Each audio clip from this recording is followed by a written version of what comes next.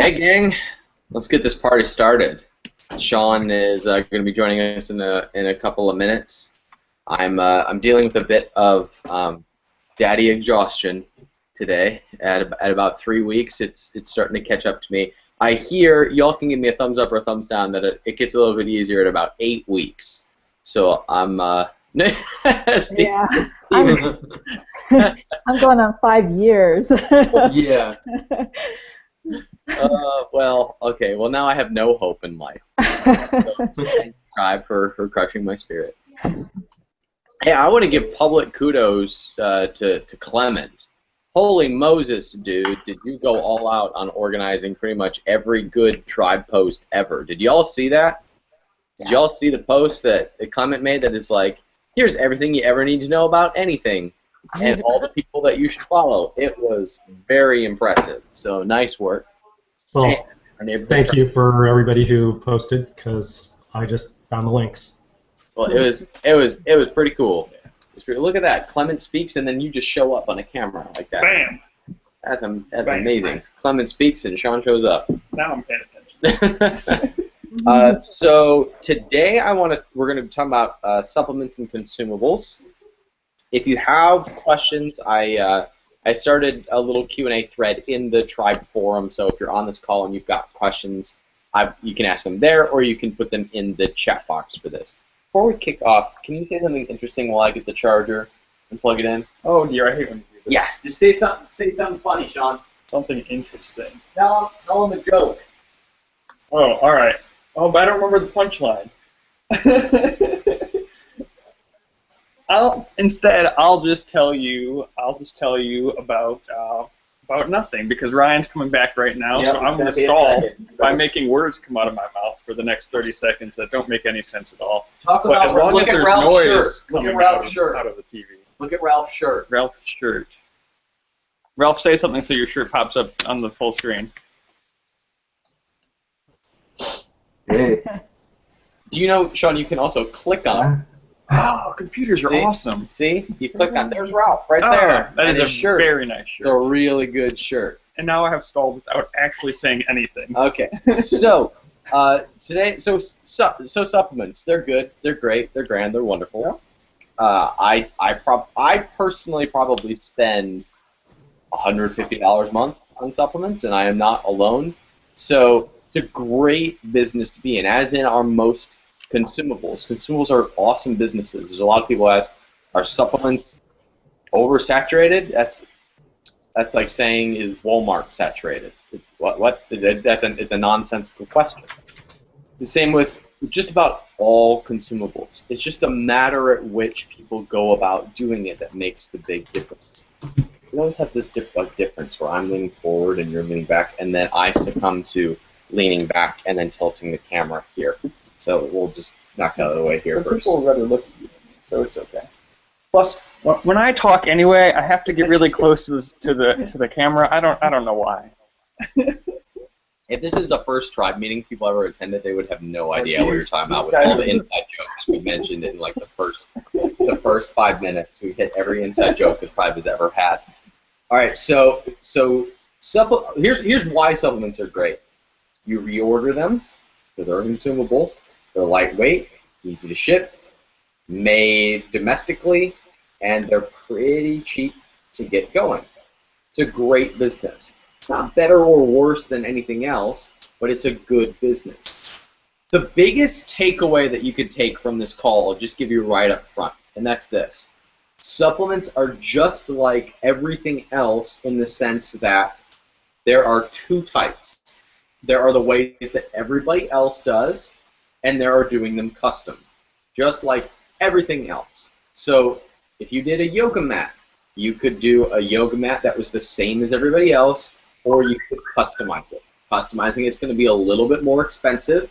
Customizing it is going to probably make your customers happier. Did someone just sit on a cat? Because if so, this just got better. Best meeting ever. Emily, did you just sit on a cat? No, almost. So sorry, guys. If you're looking at a supplement like vitamin D. That's something you white label. It's something that you get very easily. It's very hard to differentiate. You're going for a volume play. You're trying to make as many sales as possible with thin profit margins. Then if you've got something like Alpha Brain is a great example. The product from Onnit. Familiar with Alpha Brain? Don't think so. So the MCT oil we put in here is by Onnit. It's a company here in Austin. Nice. They got popular selling millions of dollars of this supplement called Alpha Brain that was like a brain enhancer. So people don't search for brain enhancers on Amazon. They search for, it's not something that's like, it doesn't list as something that's, yeah, that's what we use. It doesn't list as something that sells a lot. Like you wouldn't find the BSR very high for brain supplements on Amazon, but they've sold millions and millions of dollars of a unique blend of their nootropic. So this is the major difference. So these are the two roads you take. You create your own custom blends, or you create something that's fairly generic. The difference being, if you go with what's generic, there's lots and lots and lots and lots and lots of volume on Amazon. Health and personal care is the biggest space on Amazon. It's the most volume out of any space is health and personal care, mostly driven by supplements. So a generic supplement will have lots and lots of volume, but you have to compete with lots and lots and lots and lots and lots and lots and lots of people. The reason being is because there's plenty of people who are chasing those profit margins. So you have a consolidation of price. You'll see the price on all generic supplements fall and fall and fall and fall and fall until the people who can take the least amount of profit wins. And then people will introduce their own custom blends because they are, well, they're custom. And because there's less demand for them, but there are much, much higher profit margins. This all makes sense to me because I'm in the supplement game. What I'm saying making sense so far to you? Okay. So there are certain markets on Amazon where, or actually I just say certain markets in consumables, like certain beauty categories, and if you're taking a supplement for a specific effect, and the keyword that they're typing in gives them that, like energy or colon cleanse might be a decent one, or digestive supplement, or if the keyword is based on the effect, then you can actually, if you do your branding right, you can position your product that is now differentiated at a higher price so that people are looking at you in comparison not to the ingredients but the overall brand. Let me simplify this a bit. If someone types in vitamin D supplement, and that's the keyword you're ranking for, kind of hard to differentiate that. That's a price game. That comes down to who's ranking and who has the lowest price. So your profit margins are going to be very low. Having that product in your suite of products is a good thing to have because that's a very high volume area. But it'd be hard to build a business around. But if you're building a business around a digestive supplement or a multivitamin or something that you shop for, but you still need to make a specific decision on that isn't based in an ingredient, then you can roll out a higher end consumable. And this is very, very true in beauty. That's a good way to understand this. Because if it's face cream, that's a buyer keyword. They're going to buy a face cream, but you can differentiate it across ingredients, spokespeople, price and reviews, copy. There's a bunch of different ways to differentiate that, whereas you can't differentiate a choline supplement or I keep saying vitamin D, vitamin C, even something like an MCT oil. All of these things are difficult to differentiate. Not impossible, but it takes a strong amount of branding and legwork in order to differentiate that. We have already confused Bahram. Look, he is. I think he's got a headache. He is passing out from this conversation. It's overwhelming. No. I have a back pain, and I didn't want to miss you guys, so I apologize for me being so relaxed here today. You know? So if you were to search for back pain supplement or joint pain supplement, that would be a cool market, I guess. Yeah.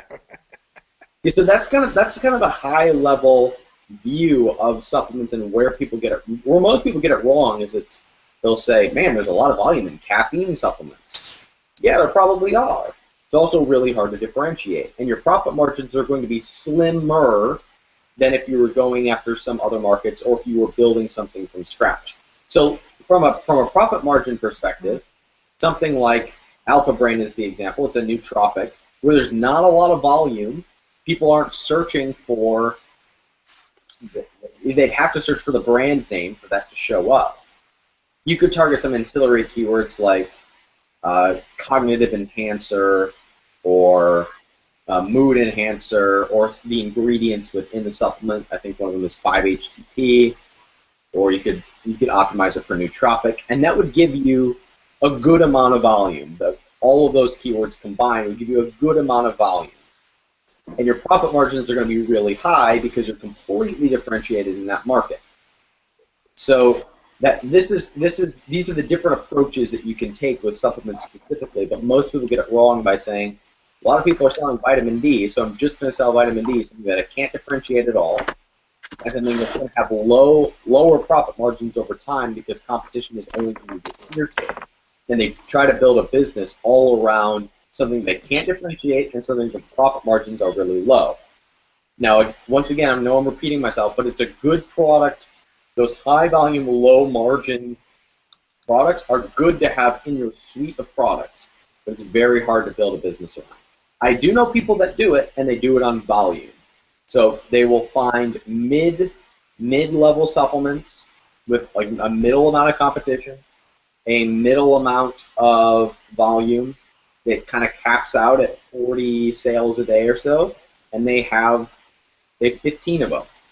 And they just roll them out, and they do good branding with good reviews. They know they're only going to make $6, $7 a unit, but as a result, they sell. But since they go really aggressive, they'll do 600, 700 sales a day. That's another approach that you can take with it. So there's several different strategies within it.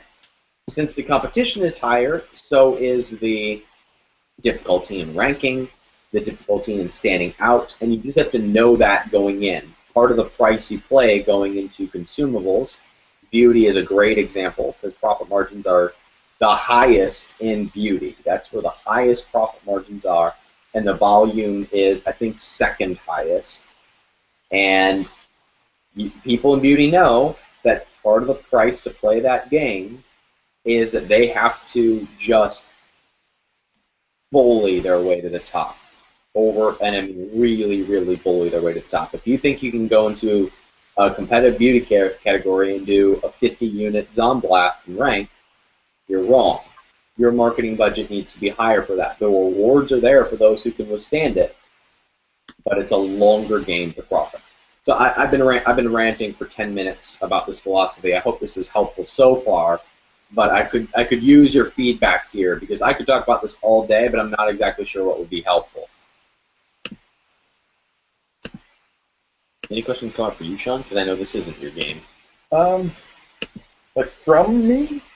Yeah. No, I'm just trying to absorb the fire hose. There are some questions, yeah, on that Facebook page though. I'm looking at them too. And then for some reason the chat's not working for me. Really? It might be me. I don't. Hey, if the chat isn't working, let us know in the chat box. That was a joke. Nobody got it. If I've been talking for the last... Really? Yeah. Try one more time.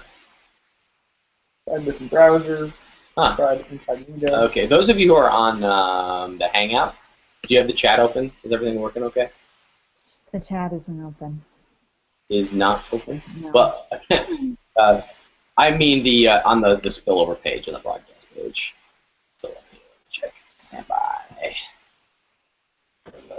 Yes. Yeah. It was working for me earlier. I don't know if it overloaded the server. It's working for me. It's working for me too. Yeah, it's Okay. working now. It worked for me last Okay. week. I don't know what it did. Okay, cool. Okay. Broke it. Thank you, folks. Yeah, people are saying in the chat is working. Cool. Oh. All right, thanks, gang. So, let's look at the checkbox in here. Monavi, you asked the question about UPC sticker exemption. Egg on my face. I actually don't even know what that means, to be honest with you. So can you clarify for my ignorance? Sure. So with brand registry, one of the questions that they asked is if what we'd like to use to differentiate our product. We picked the UPC symbol based on advice that was given on the tribe. And then there was a really long thread in December of 2014 that talked about all the different options that you had for putting a inventory sticker going in. And one choice was having Amazon put the Amazon FSNKU sticker on it for 20 cents a bottle. Another choice was, you could also do that yourself. Another choice was having them do the stickerless commingle. Another choice was having brand registry or have you exempt from putting any sticker if they recognized your UPC. And I've just, particularly for supplements, just trying to figure out what's the right thing to do, or what's the best thing. There's probably no right thing, but what's the best thing? Okay, so Sean indicates that he has insight here. Okay, awesome. So what we've done for the yoga mats is we did use the UPC as kind of the key element, and we did go with the commingled inventory. I think the downside of the commingled inventory would be if you were worried about counterfeit products. So commingled inventory means I list a yoga mat, and then Ryan makes the exact same yoga mat and lists it under my listing. They're all going to get mixed together. Amazon's not going to really know who sent what, and the feedback's pretty much going to fall onto me as the owner of the listing. So unless you're, for some odd reason, particularly concerned about that, I think commingled inventory is probably the way to go. And on supplements, I've got we started out just having the Amazon slap it on there for 20 cents, and we have some products that we still do that, and then we've got others like our really high sellers that, if you've got something that does a lot of volume, then it makes sense to save 20 cents. So we went through the work of developing our own UPC, but I mean, for a good over a year, I think we had Amazon just slap the UPC on the outside of the supplement. It kind of looks annoying because it covers up your nutrition facts or something sometimes. But if you have a box around it, that will help. So we did put in the work to get the UPC on there, but not until we had established ourselves as an authority. Okay. All right. I don't think they're letting me do, I know they're not letting me do the stickerless commingled for supplements. They said that because it has an expiration date, it's not allowed. So okay. I wouldn't lose sleep over it. We still sell plenty of units with the UPC slap on the outside, but the expiration date seems odd to me because all supplements technically have an expiration date. It could be 2 or 3 years, but all supplements have to have an expiration date. yeah, it's that's their little red warning that won't let you go past that page unless you do something different. But you can't do stickerless commingled according to the page. And so before I was going to hit Seller Central, I thought that I would, see if I could explore this further. Yeah, I'm sorry I don't have further insight for you. Okay. Yeah, We've done it both ways. and I've only done it with non-expiring yoga mats. Okay. So, I can see why Amazon might be concerned about that. So maybe someone else, either on here or on the Facebook thread, has had experience with that. There are some really good questions that. Oh, good. Emily just posted something interesting in the chat. She said she had the code sent to her supplier. Can I? Yeah, go ahead. just a little recommendation of something that I did is you can, from Amazon, just get the codes sent to you. I think it's in a PDF file. And then I just downloaded that and emailed it to my supplier, and he prints them directly into the label of my product. And then it's saving you the 20 cents per unit, and it's also directly on your product, so it looks more professional and you don't have to worry about it covering anything up. Saves time, saves money, and looks better. Also, then you don't have to do the stickerless option, which could create confusion, which it sounds like they're not going to let you do that anyway. You don't want to do that option anyway, I don't think. Oh, now that's why my business partners are always sending UPC codes to suppliers. That makes sense now. I've never been involved in this process. Are you sending the FSB, the Amazon code, the one generated by Amazon to your I'm sending the one generated by Amazon. Okay, that FSK and yeah, okay, yeah, right. exactly. All right. So just send them the PDF or the download file to your supplier, and then have them print it directly on your label when they print your labels. So, yeah, I don't understand exactly everything about the sending them the codes, etc. You hear me? Yep. Yes. Yeah, I'm saying me either. These are details. But what I do is I just take my UPC code. I went on this website called speedybarcodes.com. Yeah. And I got one barcode, and I send that to my supplier, and they print that one barcode on all my boxes.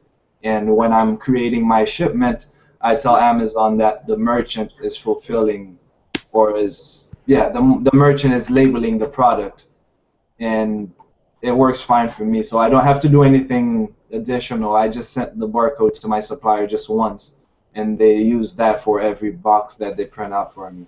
Right. However, that's not working for supplements. Yeah. That Amazon one apparently has to be on I love this conversation, but I want to move on from UPC. If there's more you want to talk about, you can start a thread in the. Metav, just message me on Facebook if you want, and I can maybe help you.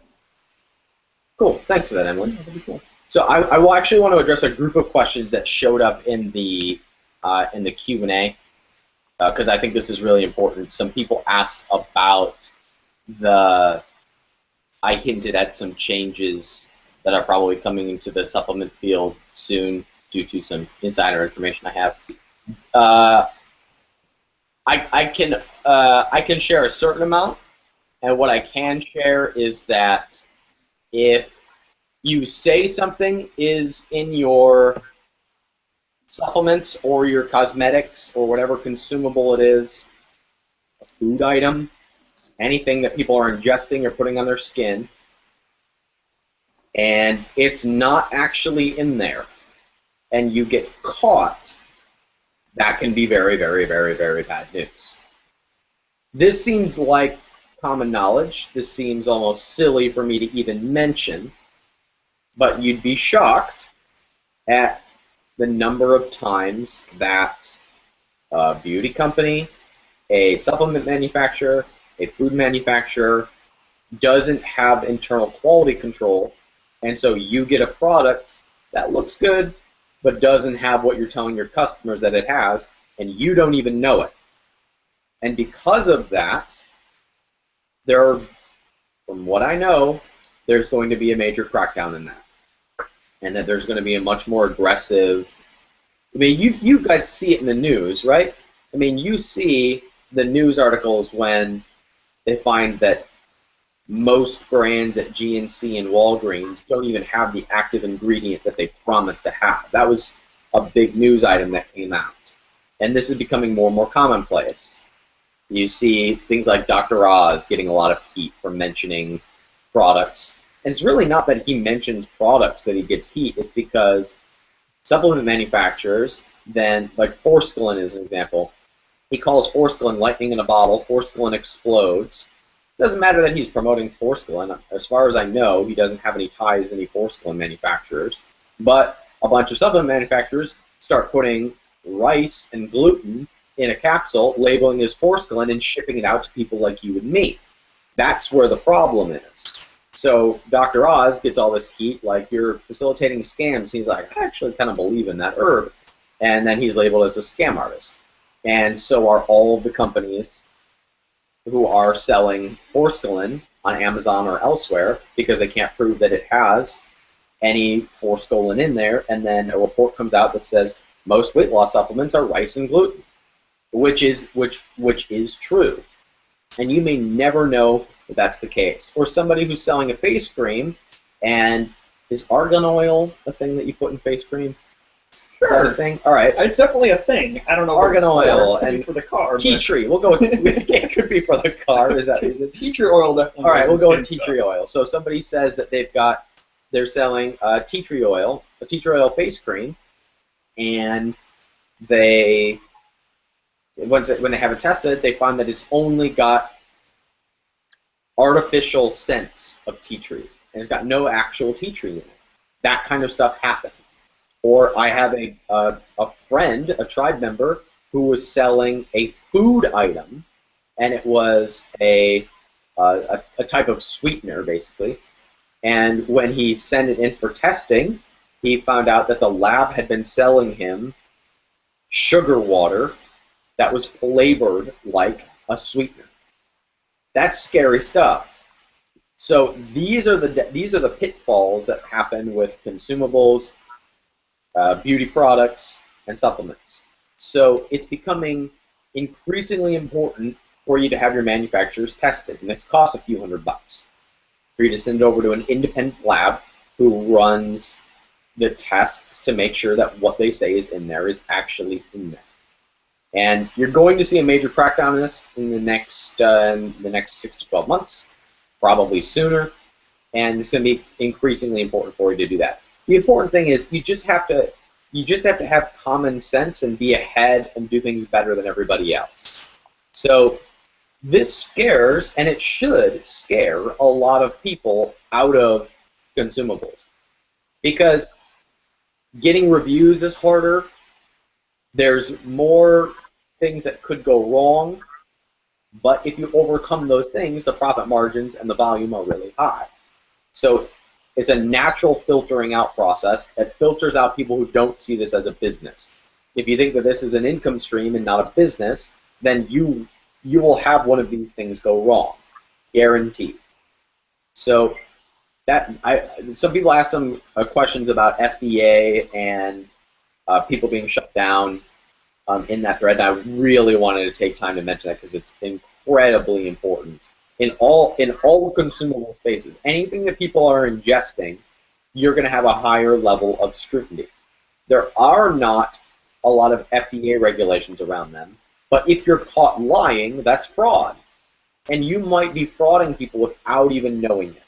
Now, we spin that into a positive, because the collective awareness is that supplement companies do this, so we make it part of our marketing that we're different. We have the certificates. We have the test. We stay ahead. And our competitors don't do that. That gives us a different, it gives us a completely different marketing angle. Or in something like fish oil, which is one of the product one of my companies sells. We go through the process of making a advanced blend of omega-3s, which is more expensive, takes more work, and is also a lot harder to source, but it's one of the reasons why it sells well. Catherine asked, Ryan, would you visit the factory of your supplement company product to check how they make it and ingredients they put on your products? Actually, yes. So we have visited manufacturers and have scoped them out, talked with people. We've had our best relationships come out of this. Going to the factory, seeing how they do it, they see us face to face, and guess what? If you meet someone face to face, the manufacturer is less, even if they're not a quality manufacturer, they're less likely to fraud you than somebody that's just Joe on the street who placed an order. But we've developed some good relationships with suppliers, and we've actually had good relationships with multiple suppliers because we do put in that amount of work of going there and seeing how they're getting things done. So yes, we have visited consumable suppliers to see how they're doing things. I just dropped a bunch of truth bombs in there. Anything else coming in on the... I actually really like this question from Jason Ward. Jason, thank you. Thank you for getting it, Jason. Jason asked the question, any tips on building a social media campaign around products like supplements that is interesting and intriguing to the consumer that is clearly not, I love supplements? Thank you. I like to tell the story about how when I shared how we launched our yoga brand, we made a page called I Love Yoga. And when I shared that from stage, everybody was like, oh, you just do an I love page about your product. So I love grooming myself. And it's like some of the most ridiculous pages you've ever seen. Like it was embarrassing, some of the things. I love baby strollers. No one loves baby strollers. They are a necessary evil. They're a $500 necessary evil. That's what they are. Anyway, the answer to your question is yes, there are ways to do that, but you build it around the community that's buying them. That's the important thing. So if you're selling to, what might somebody who wants a supplement buy? So I just bought a really strong probiotic this week, and I bought I bought MCT oil. Okay, so what does that tell you about me? It means I might be into biohacking.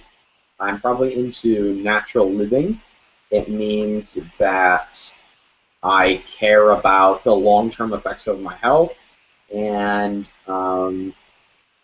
you can build campaigns around that where it's about biohacking, or it's about natural living, or it's just a page that shares paleo tips. So it's not about the products they're buying, it's about the community that is buying them. So your goal is to build Facebook pages that target that community and share news about that community, not about what products they are buying. So if it's a page about natural living, who are you targeting? Paleo people? Are you targeting moms? Are you targeting... For example, Pamela and I buy a lot of the same products. We also think each other are crazy on a lot of products too. She thinks I'm crazy for buying supplements, and I think she's crazy for buying organic furniture. So we think each other's crazy on a lot of the things we buy, but there's also a lot of crossover. For example, we'll buy the same brands of organic coffee, or we'll buy the same brands of probiotics, or we'll buy the same brands of cleaning products. But targeting me and targeting Pamela are very, very, very different. My page is going to be, I love staring at my abs in the mirror and eating paleo and also have digestive problems. That's like me, right? That's like describes me perfectly. And Pam is like, save the whales, save the animals, save the earth from human destruction. That's her brand. We have some crossover in the products we buy, but for completely different reasons. So just saying that we both take supplements, or that we both eat healthy, or that we both eat organic, or whatever it is true when it comes to purchasing products, but the reasons behind them, the communities that we are in, is completely different. Mine is like aggressive charge, I'm going to live forever, and I got things to do, so I need to take care of my body. And hers is like, but we got to save every kitten, and we got to save every whale, and we got to save the ozone layer, even though that's been repairing itself since like 1992 when CFCs were outlawed. So that's the difference. Same product, completely different communities. That's one of the biggest mistakes people make in this business, is they target products, not people. They don't target communities. There's a reason, for example, I read Mark Sisson's blog. Mark Sisson's one of my favorite authors. His blog is marksdailyapple.com. One of my favorite podcasters. He's been on Freedom Fastlane. I give out his books to people who come to some of our seminars.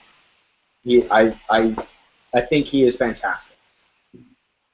Because I am in part of his community, I will buy his products at a higher price than somebody who's doing almost the exact same thing, but is targeting a completely different community. If Mark Sisson came out with like the Save the Whales fish oil, that's not like his brand, so it's not going to interest me. In the same way, another great example is somebody like Dave Asprey. Dave Asprey has his own brand of coffee that he will tell you is different than everybody else's. I have my suspicions that it is different than anybody else's. I think the science is inconclusive, I guess is a nice way to say it. But he has a phenomenal community and a phenomenal following, and as a result, I have several of his products in my pantry because I'm part of that community. And even though his coffee, in my opinion, is probably the same and tastes about the same as everybody else's, his community buys that in droves, and now it's in retail stores across America and is among the best-selling coffees on the market because he targets a community, not just a product. It's not my coffee is awesome, my coffee is awesome, my coffee is awesome. It's there's a community here, and here's the product that serves that community.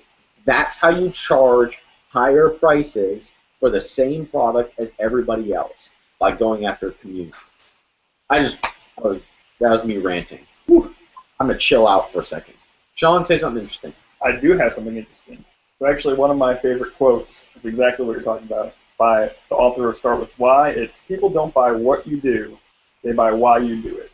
So think Apple's the example he uses. People don't buy Apple computers because they look nice, they work well, but there's a huge cult following around Apple because they're always on the cutting edge. People buy Apple computers because they want to be the best and they want to have the best.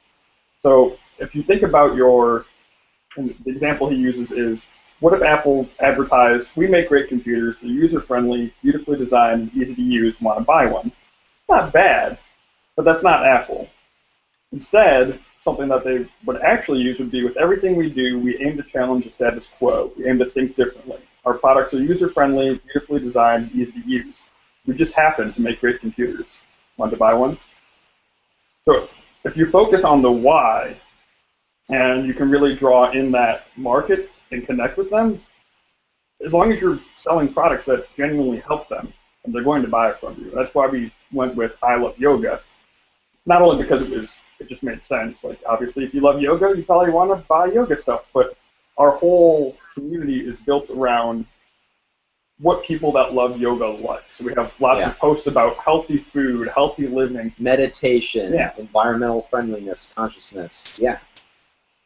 Keep going. That's all I got. Okay. Just one. So talk about Apple. Hold on one second, Ralph. Some of our most popular posts have nothing to do with yoga because we're targeting the community, and these are the products that serve that community. And when you think like that, it opens you up to a bunch of different areas. In fact, guys, get this. Every brand, every community has consumables that can be targeted to that space. And if you do that, even if you are selling, heck, even if you were doing a yoga product, if you have a strong enough community, you could come out with yoga-specific supplements, and they'd be similar to whatever else is in the market. But because you're targeting a specific community, you can charge higher prices for that because they will want you versus somebody else. No matter what community you're in, there are consumables.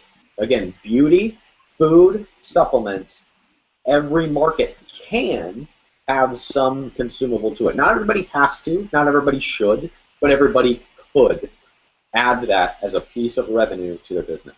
Ralph, go ahead. Are your computers 13 inches or 15? Say that again, Ralph. Are your computers 13 inches or 15? My computer? One of you guys. Mine's 13. Yeah, mine's 13. Okay, I'm just trying to figure out what the best size for an internet, business person should carry. I'm trying to decide which one to buy for myself. I vote for the new MacBook Pro. Okay. That would be my vote. It's going to be way overkill and absolutely unnecessary, but that's what I vote for. Pretty much anything you should do. That Ralph just NLP'd us. He just broke my phone pretty good. I would have bought anything he sold that because I was so. Do you know that NLP term? Like when you just throw somebody off. Yeah. And so the theory is if you throw somebody off their frame, if they're like in the zone on something, and then you throw them off, then you can direct them to wherever they want to go. It's actually a hypnosis trick. So well, you missed your chance. Sorry. So Ralph just actually semi-hypnotized me on a tribe Google Hangout. Well, thank you.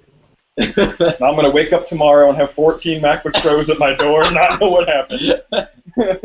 If that happens, I'll send you one. And what's coming up in the chat box? I don't know. I can't access it. What about on the Facebook chat box? I think Jason's is the last post, though. I disagree. Oh, that was a good one. Maybe Ryan, I can ask something in the meanwhile. Sure, go ahead. I think in consumables in general, building a customer base tends to be even extra important. Can we maybe talk a little bit about strategies to build customer base? But I'm talking not just about building communities outside of Amazon, but how to utilize the customers that already buy from me and build a customer base out of them, and what techniques I can use to do it, what are the best techniques that are available today. And the second question would be how to utilize this customer base on the best side. Cool. So I'm going to answer this in two ways. One, if you are targeting more of a mass market approach, for example, I get the question a lot of somebody who's selling Garcinia Cambogia, and then they go and they launch another weight loss product, and they say, okay, how do I build a community out of that? And I'm like, you can't, because you people who are buying that, they're buying a hot trend and they're buying a miracle pill. They're not going to come back from you and buy. It's just not going to happen. So if you're targeting a specific ingredient, like, again, I keep using vitamin D as the example. People who buy a vitamin D supplement don't care about what your brand is. They care about the ingredient that's in there and who's going to give it to me at the lowest price. That's what they care about. Unless you do something very special that I don't even know exists, or you use it as a way to just get customers, so you sell it at no profit, and everybody knows that you're the cheapest source for vitamin D, and they might come to you for other things. That's a completely different strategy. But it's really hard to build a brand and recurring customers around price wars, because people aren't buying a brand, they're buying the price. That's what it is. So if you've got a really price-sensitive market, which comes down to if you're targeting specific ingredients, hard to do that. It is hard to build that audience unless you're just building a VIP review club. And it is, we've got lots of other products, you'll get it for free later. Opt in here to let us to be notified when we release something for free that we want you to review. That's about the only strategy that you can use.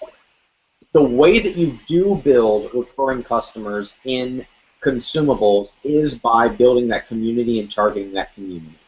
So if it's an all-natural beauty line, great example is Dove. Dove does this as good as anybody else. What are Dove's commercials? They're about women's beauty, empowering women. They're about highlighting natural beauty. They're about aging gracefully. That's what Dove is all about. And they happen to have products that serve that. That's how they do that. All of their advertising, all of their marketing pushes a specific message rather than a specific product. So that is how you start to build a community about that. As far as tactically, you do it the same way you would build anything else, with Facebook pages, email lists, and other community pages. With your website, with your blog. In your blog post, you don't talk about why your product is great. You talk about something that targets the community. That is the major difference. So that's how you build a following and an audience around a specific group of products. But it has to be targeting a very specific person and all of your content pushing that. Clement says, also I do a lot of traveling, so I pay for extra warranties. If you find this well, I've always... Oh, we were just talking about MacBooks. Oh, I thought that was like a strategy to extend your warranty, go to this page and opt in as an insert in your package. Which isn't a bad idea. I was like, oh, good going, Clement. Anything else? You just posted a lab. Kind of share. I don't know how to say this. Alain? I'm sorry, I can't pronounce the name of the person that... Usually when that happens, I try not to pronounce the name. Well, he also said Alan, and maybe he understands that we are mentally incapable. Alan posted on the Facebook Q&A 4 recommendations for supplements, and Clement had shared a link a couple weeks ago, so I didn't come up with it, he did, but I just copied and pasted it onto the Facebook page. So if you're looking for a place for testing, I have no idea if they're good or not, but I do have their link. So there's a bunch of different, I mean, they're all independent labs. As far as I know, they're going to do the same thing. Sometimes it's helpful to get 2 different tests if you really want to be ahead of it on top of it. Let me check the actual official chat box here.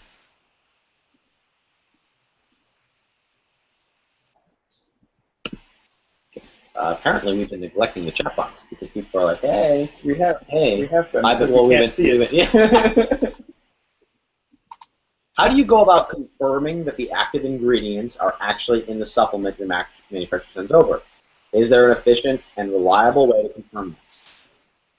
You get certificates of some sort of a test from either your manufacturer or somebody else. There's not really a shortcut around it. There's not like an efficient way to do it. You send it to a lab and do it. That's what it comes down to. Some manufacturers have internal labs. The ones that are really above board will have that. Now, some of them will just do a test to see if the active ingredient is in there. So if you've got a tea tree oil supplement that's like a cream, and it's supposed to be 20% tea tree oil, some test won't test for 20%. They'll just test to see if it's in there. So it could be 0.5%, but it'll come up, oh, it's in there. That's why some people hide behind proprietary blends, and it's why a lot of people are really frustrated and had enough with the proprietary blend trend. Do you get an external lab to test it? Yes. Will Amazon ask you to submit proof? No, Amazon will never ask you to submit proof for each supplement. This is something again, I'm not an attorney, it's not legal advice, but this is something that you do protect yourself on the federal level, from the lawsuit level, to guard yourself from potential pitfalls and downfalls, both if the customers find out what's in your product. I'm echoing from somebody. Please mute yourself if you are not talking or don't have headphones in. This is something you do to protect yourself from litigation, lawsuits, and customer bad will. That's the other thing, because we all want to do well by our customers, and sometimes when you're selling consumables, you're frauding your customers and you don't even know it if you don't have proof that what you say is in your supplements and your topical ointments and your food is not actually in it. Someone commented and said, I've had some products with a screenshot of the external lab results as a product image, and it definitely makes it look more legit. That's true. Amazing.com posted a list of saturated markets not to go into, but if Google Trends shows several of those items in an upward trend over the years, should we still avoid it? My opinion is no. If the market is increasing, in theory, that means that there's more room to grow into. So it's not really saturated if it is continually growing. So my opinion is that the market continues to grow and it's outpacing the saturation, that it's still okay to enter that market. Why do pet supplements sell for more? Because they're targeting a community, and they're harder to source. I think there actually might be more. There actually might be some people have said that it's really, really hard to source those. I don't have any experience there, but they target a very specific community. That's one of the reasons why pets seldom sell for more.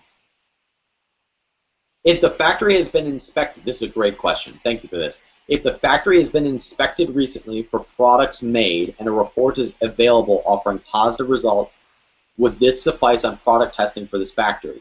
No. So all labs say that they're CMP certified and whatever the other certifications are. That does not mean that the products they're making for you are what they say they are.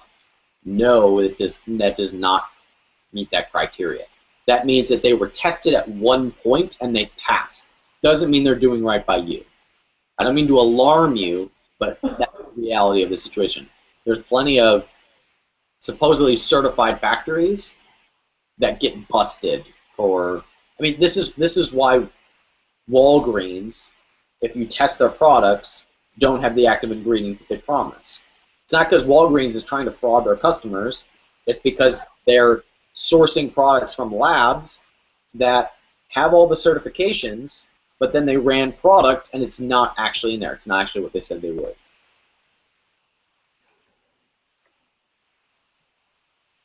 Guess you are ignoring the UK market questions. Okay, I don't quite follow. Do you hate all people in the UK, Sean?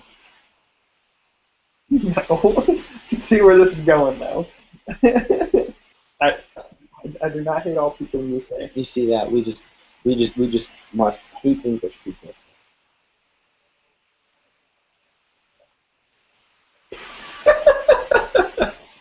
Apparently there was a question about UK that we didn't answer and someone's over. There's lots of questions. I actually talked to somebody this week they're targeting just the UK, and they're doing over 100,000 a month in a pretty new space, and that was pounds.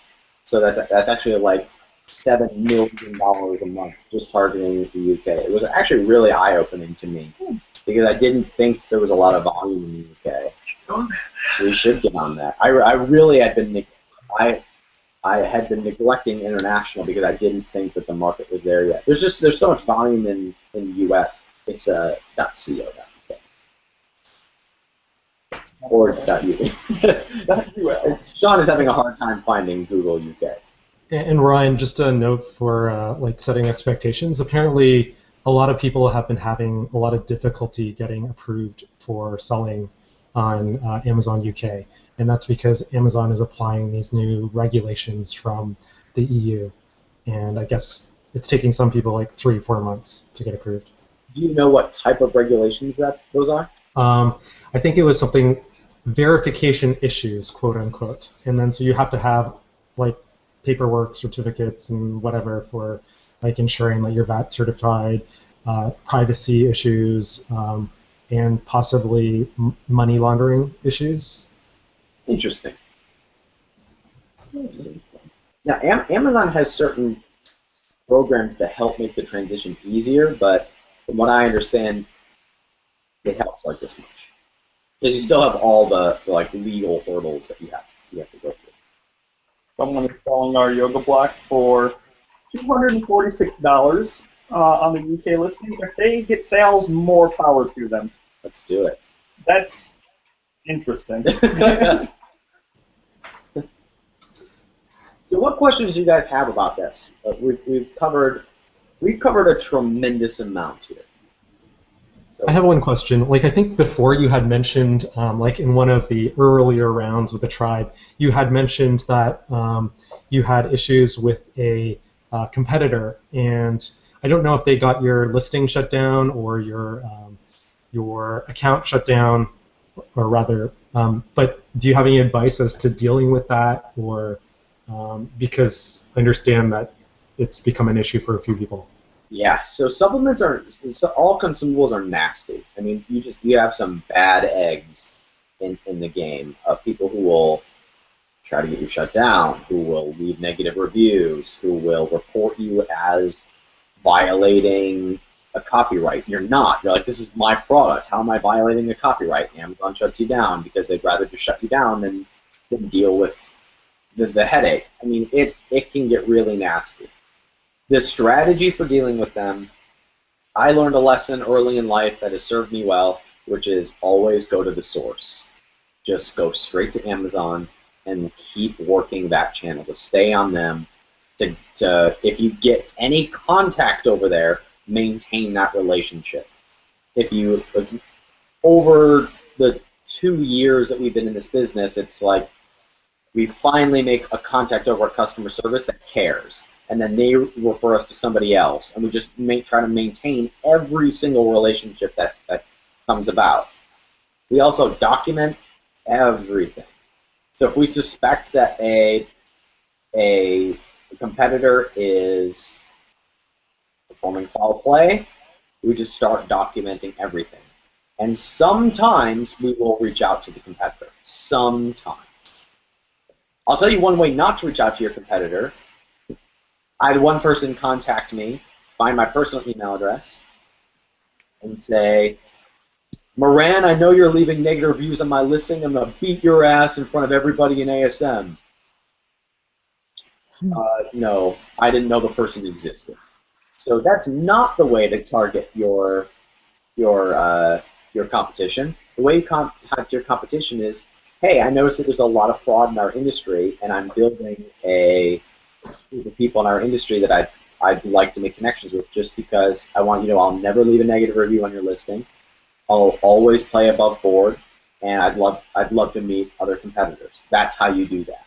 So we actually have connections with several of our competitors, and we all watch each other's back.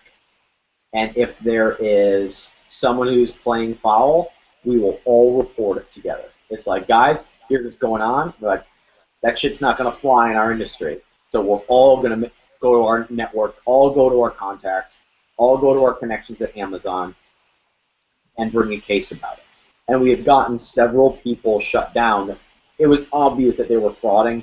It was obviously that they were doing something wrong. So, but it might have gone by the wayside had all of us not said something. So making connections, documenting everything,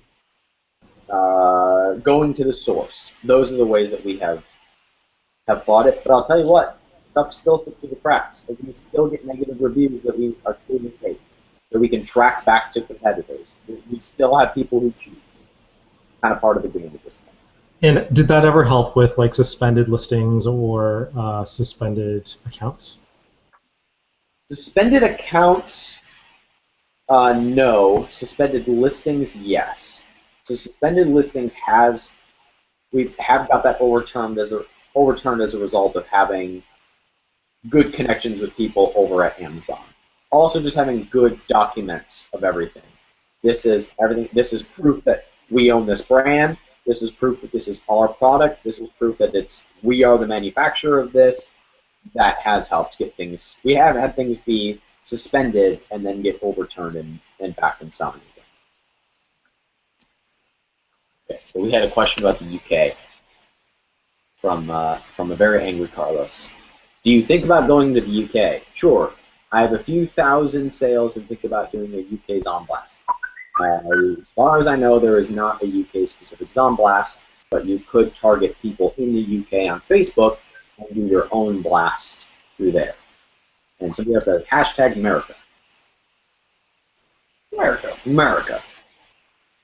Is it harder to get approved for supplements? What extra is required? Yes, Amazon has their own list of criteria that you need to get approved for any consumable, but the process is fairly easy. You need an invoice and I think a proof of authenticity you just get from your manufacturer. How do you get invoices if you're outside the U.S.? Can you provide an invoice from your own country? I believe yes. But you can also get an invoice from your manufacturer, and that would suffice. Do you use Facebook Insights to better understand your target audience? If not, how do you ensure that you are on message? Other than just picking the market where you are already the typical buyer. Well, if you're not the typical buyer, then you should know your customer like you know yourself. What do they read? What do they buy? Where do they shop? These are all things that you should know in time. As far as Facebook Insights, I personally don't use them. I just try to get to know my customer as much as possible. How many products do you recommend for a Zomblast consumable? For a consumable, answers the exact same as if it's not a consumable. However many it takes, and as aggressive as you possibly can. Silly question, but I wanted to get an external lab to test ingredients. What keyword would I? I'm sorry. What keyword would I type in Google to begin my search? External lab to test ingredients. Supplement lab test. The link is on the Facebook page. Yeah. I would just use that. Let me Google that for you. Let me Google that for you. Does a PayPal screenshot work as an invoice? I don't know. Why, hi, John Oliver. How are you? John Oliver's is saying hello. Would a PayPal screenshot work as an invoice? I don't think it would, but a PayPal PDF might. But I'm not sure. Wink, Amazon's a little bit liberal in what they consider an invoice, so you might be able to get away with it. I'm not suggesting you try and get away with anything you shouldn't get away with, but submitting something is better than submitting nothing. Can't hurt to try. The worst they can do is say that doesn't count. Okay, thanks for that. I'm exhausted. I feel like I've been talking for an hour straight. Yeah. Ranting about supplements and consumables. Madhavi, there were some requirements on what info had to be on the invoice, and if your PayPal screenshot has info, it might fly. I suspect that a screenshot might not pass the test of what they say is okay. PDF is like more official because you download it, or you can doctor a screenshot. But Amazon is pretty liberal, so they might let it. You're right, they might let it fly. So, what happens when your product doesn't meet the percentage of ingredients that was tested by the independent lab? What recourse do you have? What happens then? The process we take is we go to our lab and we say, busted. And usually they come back and they say, there's a certain wiggle room. It's like 10%. So if it says 20%, 19 would fly. Federally, that would be just fine, as would 22%. So there's a 10% wiggle room. If it's outside of there, you go to the lab and it's like, look, I had this tested. And here, like, this is not okay. And we have not gone the legal route ever, just because it hardly ever makes sense to you financially. But you go to them and you say, this has to be corrected now, or we'll find somebody else. Now, here, there's I call it an ethical dilemma. There's a question that needs to be answered of what happens if you find out that you've been selling product that was not what you expected, and you've been selling it, and you've got 200 customers who have bought your product, and it wasn't what you expected. That's a legitimate question that each person is going to answer differently. But there are lots and lots of supplements and topical creams and food items that are being sold every day that are not what's being promised. And when you find out that you've been doing that, the most important thing is that if you want to be one of the people that does this game right, you don't want to be one of the has-been companies that is accidentally frauding their customers. The most important thing you can do is correct the problem for all future customers. We can have a debate, an ethical debate about what you do about past customers, but the most important thing is that if you want to play this game right, you correct it for all future customers, and you make sure that it's not a problem moving forward. As far as recourse, this sounds so, like my internal conscience is like, doesn't like this answer. But it's so common that there's not a lot you can do. It's like, it's so common for supplement manufacturers to be ripping people off that it's like, you want to bring a case against us? Get in line. Yeah. That disgusts me. Like, we've had conversations before, like, we should just start our own lab and do things the right way, but there are good labs out there, and there are good manufacturers, and that's what makes the difference. I believe that that markets correct themselves, and you see this starting to happen where FDA is getting more involved. Customers are decrying proprietary blends. The people who do things right start to get cult followings, and then they grow. And so I just believe in doing things right from the get-go. If a mistake is made, correcting it as soon as possible, being honest and transparent about the fact that you don't get things right, and staying on top of your manufacturers. This is supplements and consumables are, there's a lot of profit margins to be had, but it's also more work for all of the reasons why we've talked about in the last hour. It is part of the game. Anything else you guys would like to discuss? We should talk about reviews, actually. We should talk about reviews. Carlos put it, you should read the horse meat scam that happened in the UK. Do you know I accidentally ordered horse meat in Europe once? Oh, was it? Well, the story is I was in Switzerland, and it was Sunday, and everything is closed on Sunday in Switzerland except for one restaurant in town. Yeah. So I walk into this restaurant, and no one speaks English. I thought I had booked a place where everyone spoke English. I was like, oh, sure, everybody speaks English, except if you go 10 minutes outside of town, no one speaks English anymore. So I'm completely lost. I'm in this random restaurant. It was like one of the highlights of my life. It was so much fun. But no one spoke English, and so I just pointed to a thing on the menu because I think it had a word I recognized. And I was like, I'll have that. Just feed me anything. I'm starving. And this very nice gentleman, who's probably 25 years old, comes over to my table, and he says, he was the one person who spoke a little bit of English, and he says, there is a problem. You have ordered, what do you say? How do you say? The animal that a knight rides on. And I said, a horse? Yes, horse. I don't want that. What else would you recommend? And he pointed to something else on the menu, and I was like, I'll eat that. That was a really interesting experience. Yeah, I can imagine. And then a marching band walked through the restaurant. Well, yeah. And played for the 6 of us that were in there. It was, of course. It was the most random. It was one of the coolest experiences of my life. Let's talk about reviews briefly for consumables because they're tough. You get a yoga mat in the mail.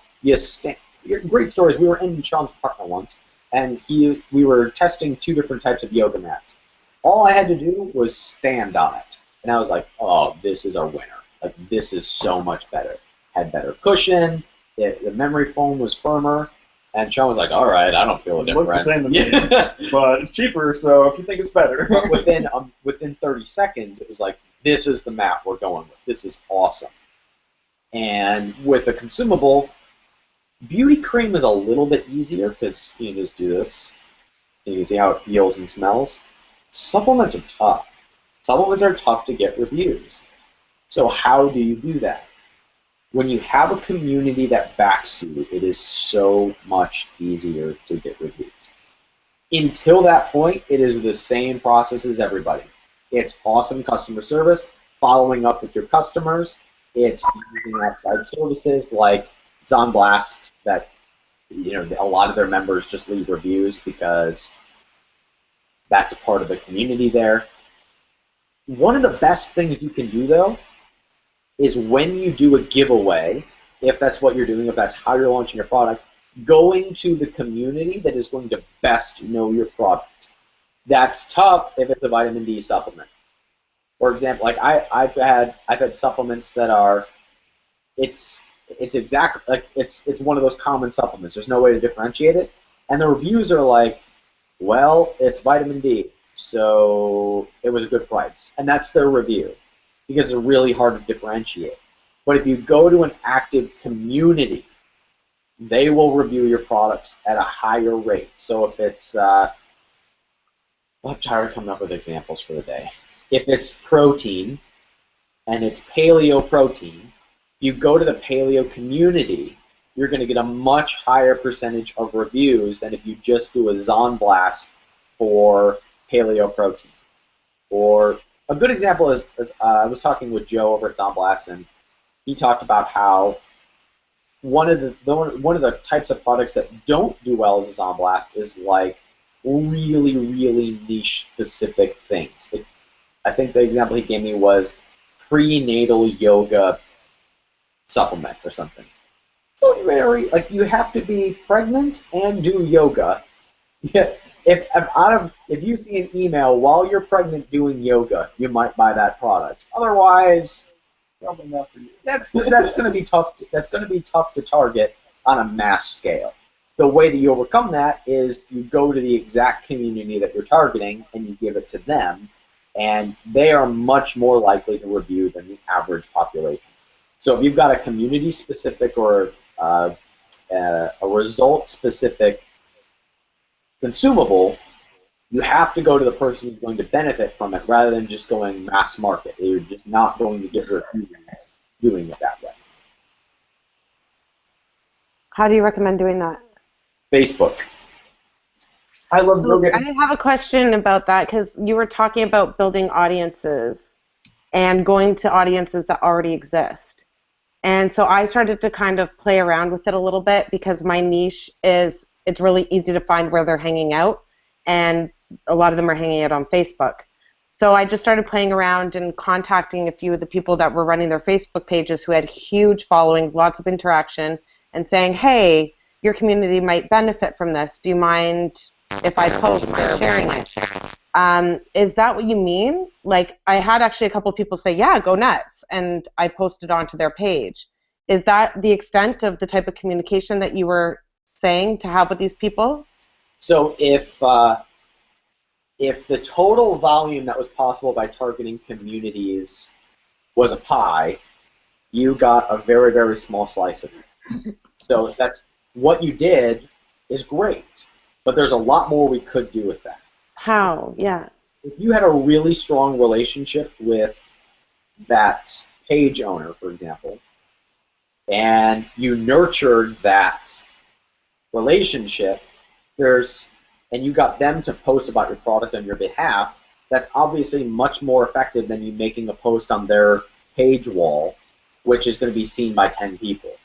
100%. So you go for incremental yeses. That's how you build strong relationships. The first is, hey, I really respect what you're doing. Is it okay if I just sent you one of my products as a thank you for doing what you do? That's okay. You say yes to. So that's the first yes. The next yes is, hey, I was just wondering if I could get your feedback on that thing I sent you. I'm obviously always trying to improve my products and would love your feedback. You're somebody that I really respect in this industry. It's an easy yes for them to reply back with feedback on a product. If it's, man, I loved it. Oh, man, I'm so glad you loved it. Would it be all right if I did a 50% off coupon and you shared it with the audience? And if they love your product, that's an easy yes to say yes to. It's a lot harder to go for that bigger yes right from the get-go. So you do it by incremental yeses, and you do that over time with a lot of different people. You do it with bloggers. Can I send you free product? Can I pay you to write a review about this?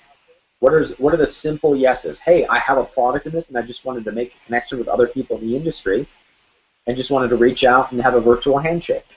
That's an easy yes. So posting on it on people's walls is great. Building up long-term relationships with people who will end up sharing with your audience, with their audience, much, much better. I'll give you an example. The guy who does a lot of the content for one of my companies just released his own line of products. We'll probably mail our list and do blog posts about his products just because we've got a really good relationship with that person. We'll benefit nothing from that. We'll benefit a lot from that. But for the last 8 months, he's been making content for us. So there's no shortcut to it. It is just building relationships with influencers in your market so that you can serve one another and bring products to their audiences that will benefit them. The other way to do it is to just pay for it. You pay to market to people's audiences. You pay for Facebook ads to target the people that are on their page. You pay to sponsor blog posts. You pay for advertising on people's websites. That's the other way around it. That's the fast way to cut it out, and that gives you a bigger piece of the pie. But the long and the most beneficial way is to build up good rapport with those people who have audiences. Okay. Did that answer your question, Emily? Absolutely. Thanks. Cool. Anything interesting you want to share from me? No, but I'm glad you went through that process because at the very beginning I knew that's where we were headed, and it worked really well for yoga. Sometimes accidentally. What do you mean you knew from the beginning that's where we were headed? Well, as soon as your question was about reaching out on Facebook, okay. I'm glad that you shared what we did. Well, yeah, because the other question was, I remember you saying how effective it is to have your own list. So I was thinking, where do you budget your time? Do you budget your time trying to develop your own list, which is the most effective, or you have no list right now, so invest your time in reaching out to those who already have a list? Like, I was having a hard time of knowing where to budget the limited time that I have. So the straight line approach would be get your product, leverage another audience, and once you are off the ground, start building your list. Okay. That would be the straight line to doing it. Okay. If you wanted to hustle it and you built a list first, that would serve you in the long term. It's just not the incremental way that I recommend most people get going in this business. But Okay, great. the faster you can build a list, the better, because it gives you an asset you could leverage. It's very powerful if Sean has a Facebook page and I go to him and I'm like, hey man, I just love what you're doing. I just emailed my list about your Facebook page. I hope it sends you some business. Oh, wow. There's a lot of leverage to that. Or you remember when we sponsored that yoga page and he was like, hey, watch this. And he posted about our page. All of a sudden we were getting like 10 likes a minute. And it was like, yeah, that was crazy. I was like, whoa, I will pay you for whatever advertising you've got. We did. And we did. So that was him having a list of people, a response, even if it was just on Facebook, was a huge leverage point for us to work together in some way. All right. Oh, Catherine. Yes, I have a question. Sure. Yes. Although I'm a little bit old member, but I wanted to start all over again for my Facebook page, so which you told me last time. So I wanted to learn from the very beginning how to build a Facebook page, which I already have, but how to get the likes, to have a target of the number of likes, and from that, from the number of likes, I can begin with drawing more and more people. So I wanted to start at the very beginning and then to grow, but without the enough people of likes, I'm not sure, and I think it's not enough to grow a community. So that's why I wanted to go back from the very beginning, how to do it properly, and what are the strategy, what are the best ideas or tips from you, or it could be updated one, I suppose, to get the likes, to have enough people to target the community, the very beginning point of the community. Yes. So like the minimum that I would say to have a really viable community is 1,000. You start by going after your existing customers on your packaging, in your messaging, in your follow-ups. It's getting those customers engaged on a Facebook page. The second step is going to new fresh blood. It's going people in the. It's by targeting a group of people and getting them over to your page. At 1,000 people, I mean, if you get 10-cent likes, you could have that for $100 in a few days. So it might be beneficial for you to just start off targeting a community so that you've got the comma in there, you've got 1,000, and it looks like a more authoritative page. So the customers that come in over the long term are more likely to join in on that page. So those are the two ways, but there's really no shortcut to it. We still build up our audience. We probably spend a few $100 a week just to continually build up that community to many, many thousands. We're always bringing in fresh blood as well as targeting our customers to keep them engaged in the conversation. How to get the likes then? If you launch a Facebook ad? Yes. And And you design the creative, right? Yes. And then you just primarily get likes. So that last part again? So how do you get the likes? You post a Facebook ad and select the target audience. Yes. So when you pick up those audience, you only target the likes. How do you? There's some kind of criteria you need to pick from the Facebook. Facebook has its own campaign path for getting likes. So if you just select to get more likes in the Facebook ad, it'll walk you through the sequence of setting up a campaign just to get more likes. All right. Okay. Yeah. Someone also made a pretty cool video a couple days ago and posted it on the Facebook wall about how to get Facebook likes for people. Oh, I saw that. That was a sweet video. Very handsome. Very handsome. A very handsome man put up a video about how to get cheap Facebook likes. That was good. Catherine, do you like handsome men? Yes. Okay, you will like this video. You should check it out on the tribe page. Yes. Send me the link. It's in the tribe. In the tribe, so I need to. In the last couple of days. Yeah. Search for handsome.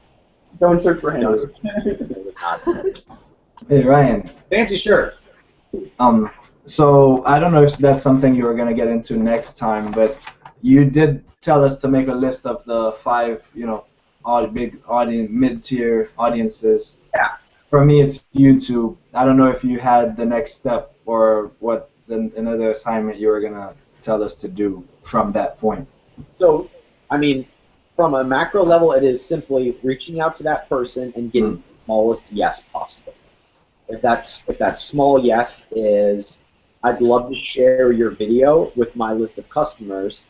Is there anything you'd like me to mention in my message?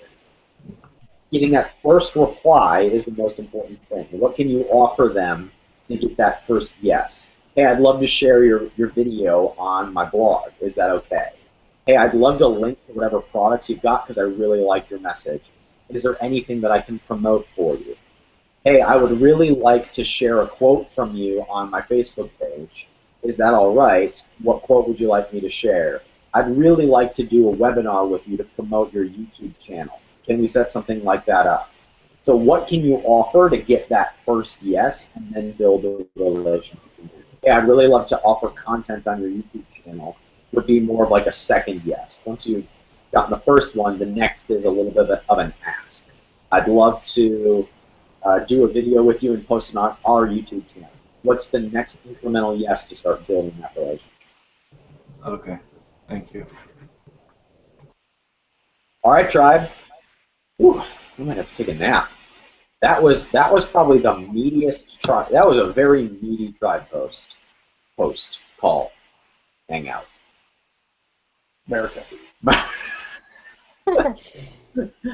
Hashtag America. All right, gang. I'm pooped. Me too. I hardly said anything. So thank you for your attention and your questions today. I hope this was helpful. I know I threw a ton at you today. So I hope this was helpful as you navigate the waters between this very complicated world of consumables and starting a consumable business. Just like anything else, it comes down to quality and targeting the right people. It's a little bit of a longer game in consumables, but there's also higher profit margins when done correctly. There's also a lot of people who get drowned out in the noise and the competition because they don't spend the time doing things right. They might succeed for a short while, but the people who take the shortcuts usually end up falling on their faces because something changes and they can't hack it anymore. So consumables are not for the faint of heart, but they are great businesses for people who are willing to withstand through the long term. All right, so thanks again for your attention and your questions today, and we will see you next week. Thanks, guys. See ya. Thank you. Bye. Bye. We'll see you.